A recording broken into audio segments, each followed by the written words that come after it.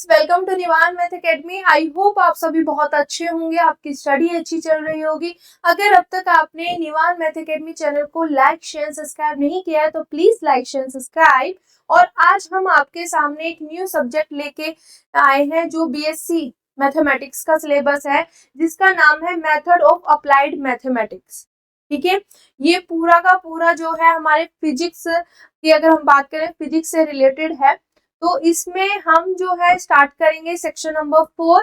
Reason ये रहेगा क्योंकि सेक्शन नंबर 4 जो है हमारे पास, उसमें हमारे पास moment of inertia, product of inertia, तो ये सब चीजें जो है हम ऑलरेडी 12th तक फिजिक्स में पढ़ के आ चुके होते हैं। ठीक है, तो ये जो सेक्शन है ये काफी आसान है, तो इस वजह से मैं पहले 4 सेक्शन स्टार्ट कराऊंगी, फिर फर्स्ट सेकेंड थर्ड। ठीक है, रीजन मैंने आपको बता दिया क्या रीजन है, क्योंकि जब भी हम कोई सब्जेक्ट स्टार्ट करना शुरू करते हैं और वैसे ही ये सब्जेक्ट अप्लाइड है, देन फिजिक्स से रिलेटेड है, तो मैथमेटिक्स वाले स्टूडेंट के लिए थोड़ा सा टफ बन जाता है। बट हम कहें तो सब कुछ आसान है। ठीक है, तो टफ वाला वर्ड जो है माइंड में नहीं लेके आना है, बहुत ही आसान है, जैसा सोचोगे वैसा बन जाओगे। ठीक है, तो इस सब्जेक्ट को आसान समझना है, तभी ये आपके लिए आसान बनेगा। क्लियर? अब इसमें 4 सेक्शन में जो है हमारे पास पूरा जो है मोमेंट, प्रोडक्ट ऑफ इनर्शिया, उसी से related angular velocity, angular momentum, तो ये हमने कहीं ना कहीं 11th-12th में पढ़े हुए हैं, तो इस वजह से सेक्शन नंबर 4 हम स्टार्ट करेंगे। क्लियर? रीजन समझ आ गया? क्योंकि जब हम कोई सब्जेक्ट स्टार्ट करते हैं ना, अगर उसमें शुरू में ही हम थोड़ा सा आसान, जो हमारी पुरानी चीजें हमने पढ़ी हुई होती है, अगर उससे रिलेट करके पढ़ाते हैं तो बच्चे में कॉन्फिडेंस आता है, यार ये तो आसान है, सब टीचर बोलते हैं कि ये इतना हार्ड है, ये है वो, ये तो बहुत आसान है। तो मेरा टारगेट ये है कि आपके अंदर ये पॉजिटिव थिंक हो कि ये आसान है, तो इस वजह से सेक्शन 4 कराएंगे। ठीक है, क्लियर? तो सेक्शन 4 का अगर मैं, हाँ, इसको एक चीज और बताना चाहूंगी, ये जो है इसको शॉर्ट में हम बोलते हैं MAM, MAM, method of applied mathematics. ठीक है, तो इसको हम अच्छे से करेंगे। और सेक्शन 4 का मैं आपको यहाँ पे पूरा ओवरव्यू देने वाली हूँ कि किस तरीके से है, क्या क्या टॉपिक है, क्या क्या हम सेक्शन 4 में करेंगे। तो सेक्शन 4 टॉपिक स्टार्ट कर रही हूँ। ठीक है, ध्यान से समझना। और जितना मैं इसमें कराऊंगी ना सेक्शन 4 में, आपके दोनों क्वेश्चन अटेम्प्ट होंगे, ऐसा नहीं कि एक। फिर चॉइस आपके पास होगी कि आपके लिए कौन सा आसान बन रहा है एग्जाम में। ठीक है, आप फर्स्ट करो या सेकंड, क्योंकि हमें पता है जब भी यूनिट वाइज आते हैं तो हमारे पास एक यूनिट में, एक सेक्शन में 2 क्वेश्चन बनते हैं। ठीक है, तो दोनों क्वेश्चन इससे बन जाएंगे, आपके पास चॉइस होगा कि आपको कौन सा करना है। ठीक है, जोन सा भी आपको आसान लगे, इजी लगे। क्लियर? तो आपके इसमें सेक्शन 4 में सबसे पहला जो टॉपिक है वो है moment and product of inertia.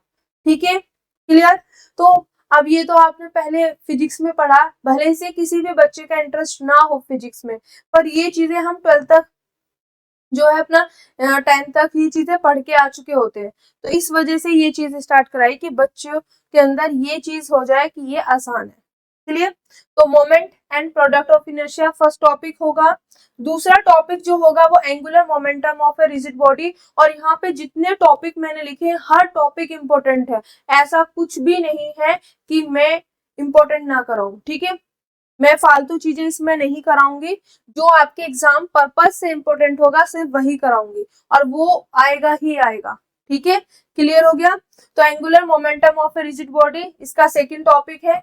Third topic जो है वो principal axis and principal moment of inertia of a rigid body, ये third topic. Fourth topic kinetic energy पढ़ा है, of a rigid body rotating about a fixed point. Clear? उसके बाद मोमेंटल ellipsoid, इक्विमोमेंटल system क्या होते हैं हमारे पास, कोप्लेनर मास डिस्ट्रीब्यूशन क्या होता है, general motion of a rigid body क्या होता है, और उसके बाद यहाँ पे सम इंपॉर्टेंट केसेस होंगे।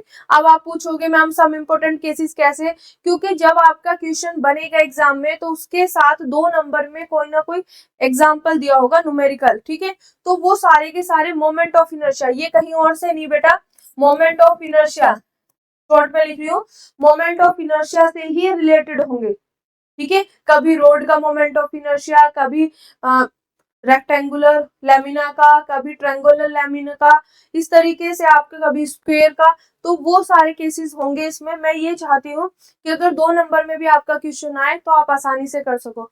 तो ये सम इम्पोर्टेंट केसेस वो वाले पोर्शन होंगे।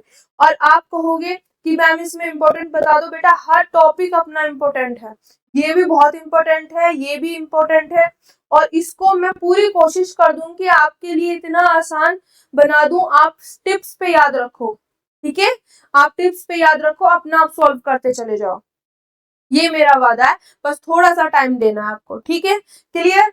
तो आज का हमारा जो एमएएम हम स्टार्ट कर रहे हैं, उसका सेक्शन नंबर 4 के मैंने आपको पूरा का पूरा सिलेबस बता दिया कि मुझे क्या क्या टॉपिक करना है, ठीक है। तो ये टॉपिक आप लिख लेना कि मैम क्या क्या टॉपिक कराएंगे, और फिर हम कल से कंटिन्यू अपना सिलेबस स्टार्ट करेंगे। तो आई होप ये सिलेबस आपको अच्छे से समझ आ गया होगा। तो बेटा मैं जाने से पहले आप सभी को एक बात बताना चाहती हूँ, जो एमएम हमारे पास सेक्शन नंबर 4 है, उसके जितने भी मैं इसकी चारों सेक्शन कराऊंगी, उसके नोट्स आपको हमारे टेलीग्राम ग्रुप पे मिल जाएंगे, टेलीग्राम चैनल पे मिल जाएंगे, आपको व्हाट्सएप ग्रुप पे मिल जाएंगे, ठीक है। तो आप वहां पे हमारा टेलीग्राम और व्हाट्सएप ग्रुप ज्वाइन कर लीजिए, उसमें आपको सारे नोट्स मिल जाएंगे, ठीक है, क्लियर हो गया। और अच्छे से पढ़ना है, अच्छे से, और हमेशा हंसते रहना है, मुस्कुराते रहना है, ठीक है, और अपने सपनों की ओर उड़ान भरते रहना है। जय हिंद, जय भारत।